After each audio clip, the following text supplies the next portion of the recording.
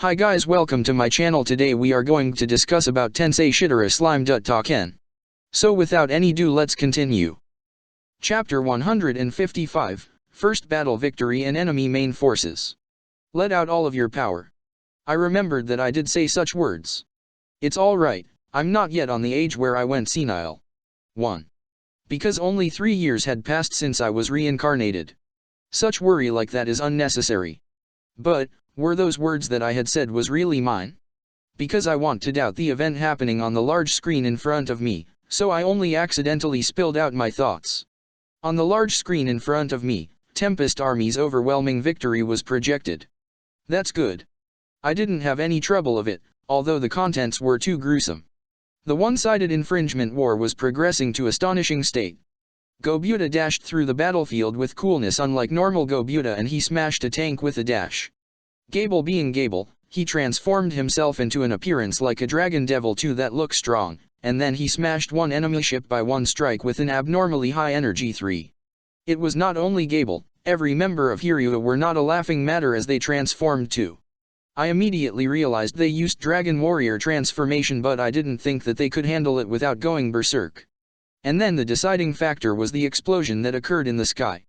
I didn't know whether the culprit being playful or not, but a heat nuclear explosion occurred in the sky and it engulfed the Empire's airship force with its blaze. At this point, the flying force of the Empire side fell into a state of unmaintainable. With that as the start, Tempest's grand offense began. Even in a modern war, a helicopter was tremendously advantageous against a tank. Similar to that, the breath attacks that conducted by Blue Number's wyverns from the sky dealt a great damage to the Empire Army's ground forces. But there's a reason for why they were able to perform it smoothly. It was because the action of the intelligence officers. Maybe those guys has eyes that could discern strong people, not only sorting the enemy's captains and general soldiers, they made a bloodbath of any noticeable person. Actually, even if the analysis was by Raphael, it was supported by those four, Veyron, Moss, Cien and Zonda, that kept the enemy a company, which were strong people boasting power beyond normal strength. I feared that other worlder may hid and lay hidden amongst those strong people. I guess they would be spotted easily and would be taken care of before they could took any action. How terrifying, the discerning eyes that could distinguish strong people.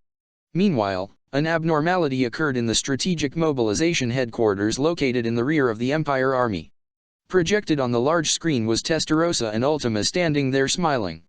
I was not able to confirm other living people. Several hundred tanks of the remaining force stop their movement. All soldiers of the supply maintenance in the rear fall down too. Their number may be approximately on scale of 10,000 people. Although I didn't understand what was happening, I was able to somewhat understood only that a dangerous thing had happened. Raphael. Answer. The use of large-scale annihilation magic death streak was confirmed. Answered so. When I heard the explanation of that magic that annihilate living being with demonic death rays was a variety of nuclear strike magic. Don't use that such dangerous magic. I think it can't be helped that I shouted so. Anyway, victory was decided at that moment. Therefore I was going to declare the end of the battle on that battlefield. But, at that time, the need to stop had already disappeared. Tens of thousands of the Empire Army's soldiers that still remains in the battlefield would be annihilated on the next moment. Quartet spell, fourfold compound magic Arc Sanctuary, Monsters Sanctuary, 4 was invoked. With Moss as the lead, 4 archdemons scattered to 4 cardinal direction of the battlefield. And then, a quartet spell was invoked. Their act of disposing strong people previously seems to be a precaution so this large-scale magic would not be disturbed. Around here, it might be that Guy 5 who had different status than Testarossa and her group that could easily invoke large-scale annihilation magic alone. But, it didn't mean that they were weak, because that guy was a bad object to be compared with. The Arc Sanctuary has no effect on the monsters as its name suggests. However, it exhibited a lethal effect to the affected humans who were not used to magic essence. Like this time, the magicians who set up magic barrier were dead, and the strengthened human that only been strengthened in fighting power only couldn't resist it. The frightening thing was a person that couldn't resist it would have their body began disintegrating and would be transformed into magic essence immediately. Only in several minutes, all remains of the survivor has became magic essence. Thus, the first encounter with the Empire Army ended. Or rather, the Empire Army was annihilated in the first encounter. Literally, it's an annihilation. There's no military explanation for this. It was absurd, so I thought. I only told them to let out all of their power. I didn't think the result would be like this. Towards me. How should I put it? Isn't my plan have completely no meaning now? What's with that women? Also, those intelligence officers. It's said that they are under Rimuru-sama's direct control. You could give me an explanation, right? Benimaru turned his face with smile on it. That was, well, I guess. Right? Wasn't there no plan at all? However, you see, Benimaru, you're not the only one who wants an explanation. Instead, I think I want to get an explanation.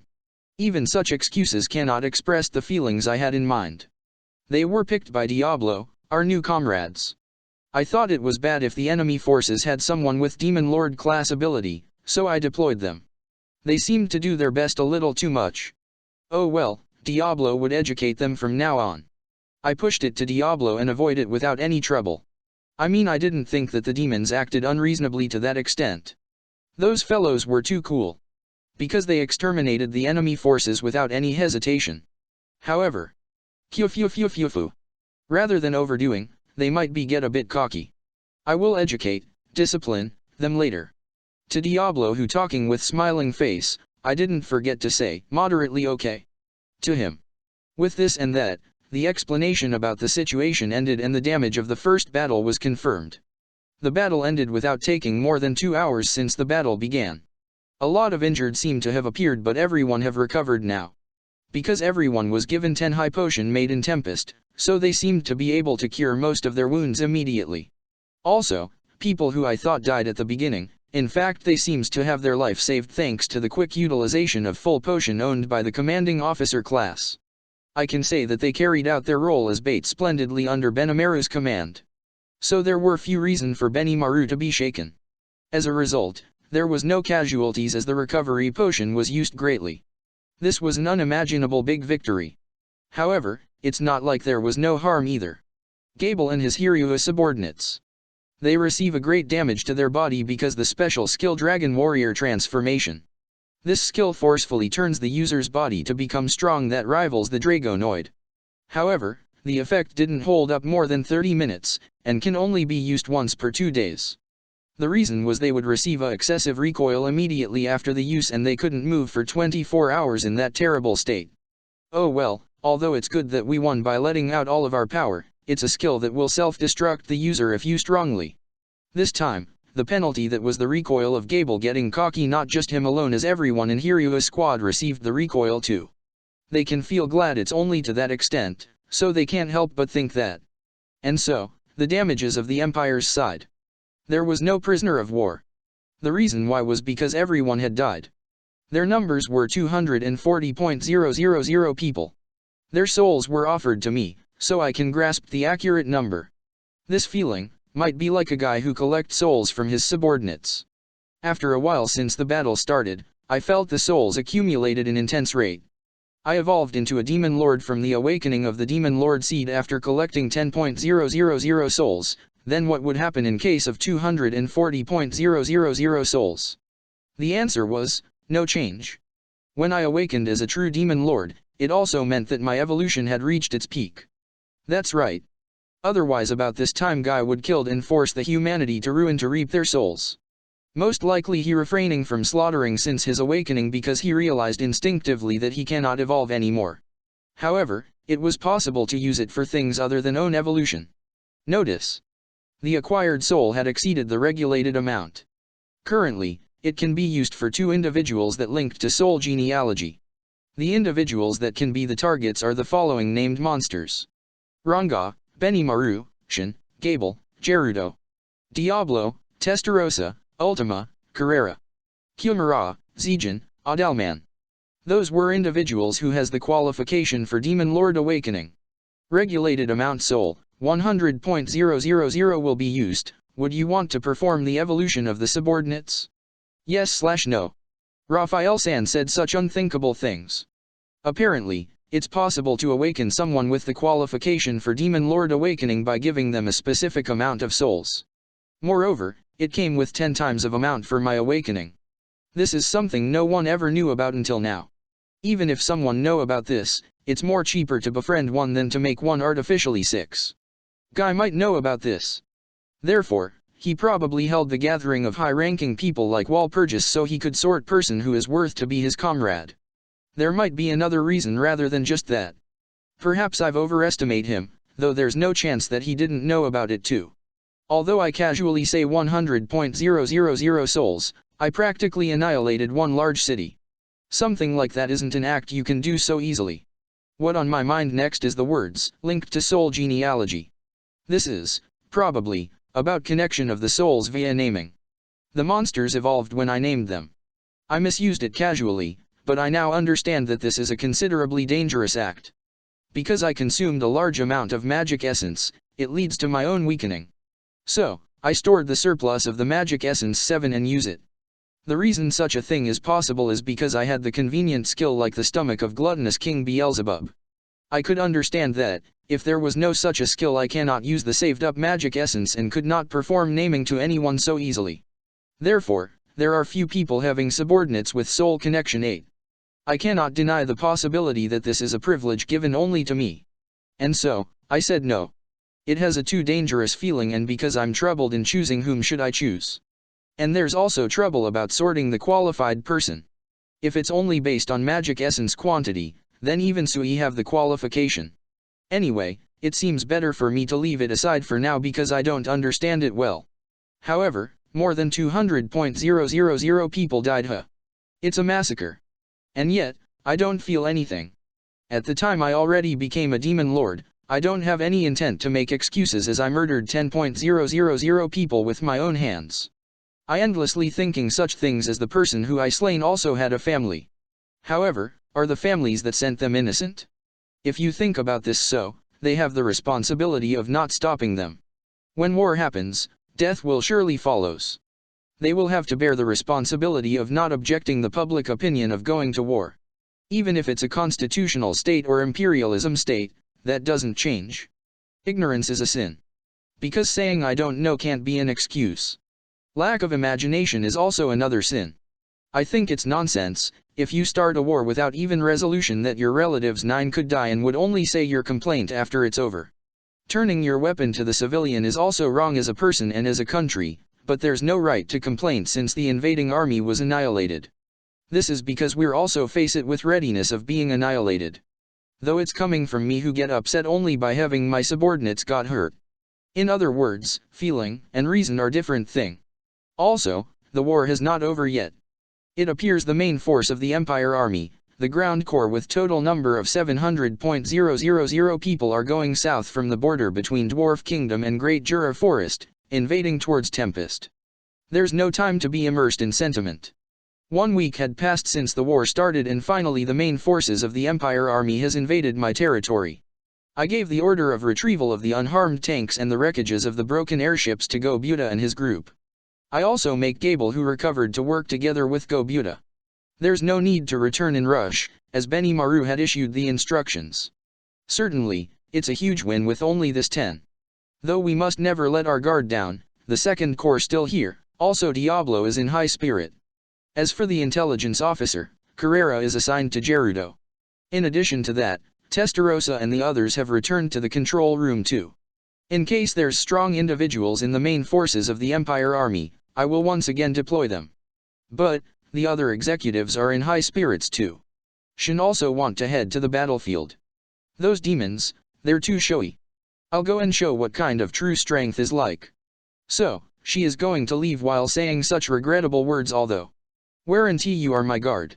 She seemed to take back her remark in hurry after I asked her. Right now just obediently wait here, when the moment arrives I would give the sortie order. Since this place is in the deepest part of the labyrinth, it'll take some time till the enemy army attack this place. Oh well, our remaining forces are few in comparison with the Empire army of 700.000 people. However, ours might be equal at the quality and not just the executives, even the soldiers at the tip 11 are highly motivated. My order seems still effective and everyone is in high morale to let out their power. What should I do? That's the problem. Although it was ignored, the play with the warning had been done 12 and I also had already finished the declaration of the war. Even if I suddenly make a surprise attack, they couldn't criticize and call it cowardice. However, the effect of a surprise attack with few numbers is small. Is it the turn of nuclear strike magic? No. Should I issue a warning for fair and square battle for the time being? Everyone was filled with motivation, very enthusiastically offering even more souls to me. They probably didn't know what possible to do by gathering souls. I wondered why they'd go that far. The demons seems to make the remains of feelings imprinted within the soul as their favorite food though. I don't particularly want such a thing. However, it's 700,000 people huh. Don't let me awaken 7 people, I get scared of thinking about that. First of all, victims must not come from our side, though if it could bring us victory in the war then that's fine. The best action is to lure them into the labyrinth. If it's inside the labyrinth, I can make our casualties to be 0. Or rather because the monsters inside the labyrinth can be converted into war potentials for us and our forces would increases instantly. If it's only their number, they would able to oppose the 700,000 people aside from the quality 13. In Benimaru's strategy, the second corps would be deployed as the front line of Tempest and strengthen the defense completely. Meanwhile, we would confirm the enemy's intelligence and work out a strategy to estimate the existence of strong individuals.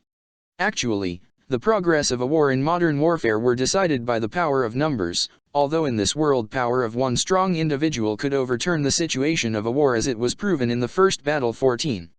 I would say that it's a theory that prioritizing and estimating the individual who likely become a threat.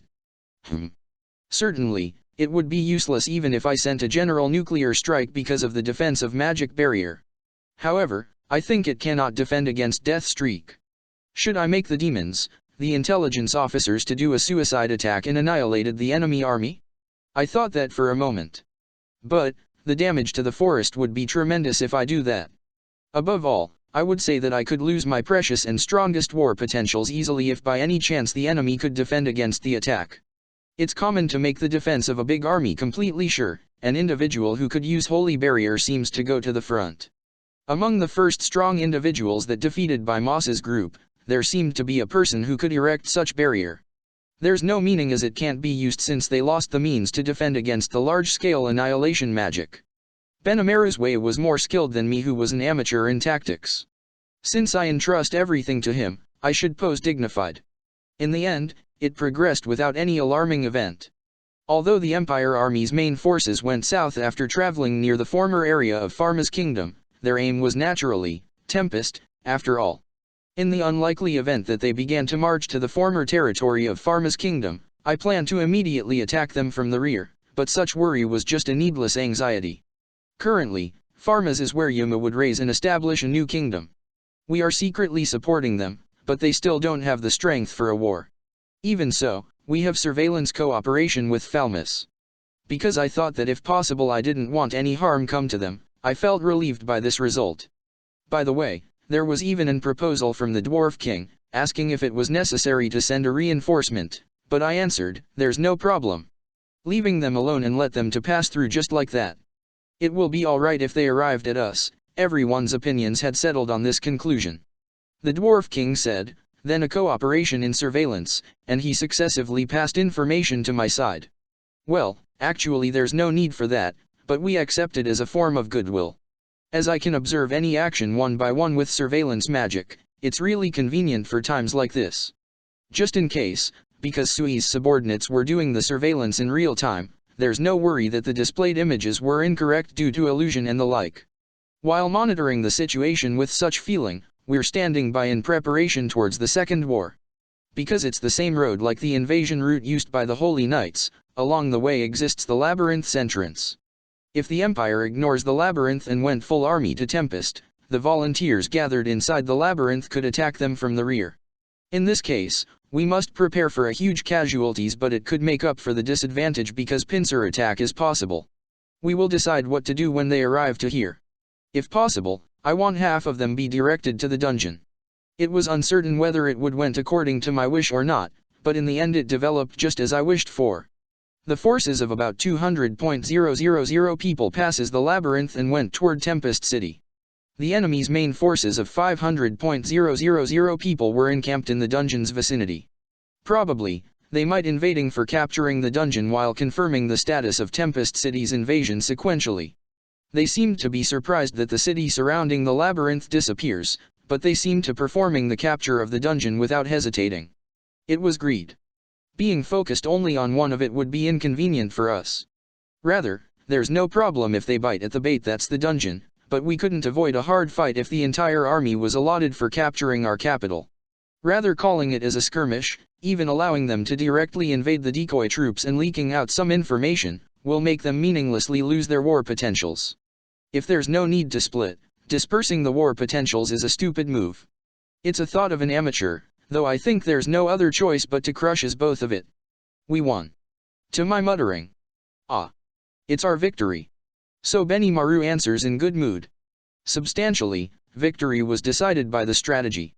Afterward, as long as we're not defeated by brute strength, our victory is certain. It was great that the fools went to the labyrinth. That's right. But, it's thanks to the bait that Rimuru-sama scattered. It's great that most of them bite it. I guess so. I don't know what Yuuki's goal is, so the best thing I could do was scattering the bait to cause an internal discord. Anyway, I only thought about it with aim for causing a disturbance inside the empire. Oh well, if you stimulate a person's desire, it will be impossible for them to ignore the dungeon. The worst case is the decisive battle will be inside the labyrinth after the capital becomes ashes. If it's not a big deal, we can win with the capital being safe too. Depending on the situation, I would also head out. When Benimaru says so. There's might be no need for that. Rimuru-sama, before Benimaru goes out, is it okay for me to head out too? Shin appeared 15. Oh well, it's important for her being my personal bodyguard, but the control room is the safest place. She may come back with transfer immediately, as in my side there are Testa and Ulhor refraining themselves as they were punished because they went rampaging is the reason. Not to mention, Feldera also watching the battle together with me. I thought there's no danger for guard to be stationed here. I think there's no problem.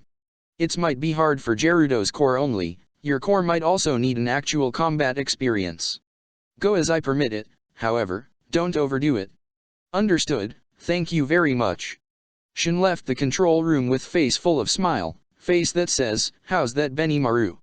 Diablo also bowed to me, he went with a whole face smile. It will be difficult to stop Diablo. After all, he's the most motivated here. Benimaru shrugged his shoulders, he seemed to given up on going out. And so, he joined me and the remaining spectators. Because it's a ridiculous thing for the Supreme Commander to go out, of course I said that's natural. Thus, the decisive battle with 700,000 people of the Empire Army's main forces has begun. Thank you for watching. Please like, share, subscribe and press the bell icon for more content.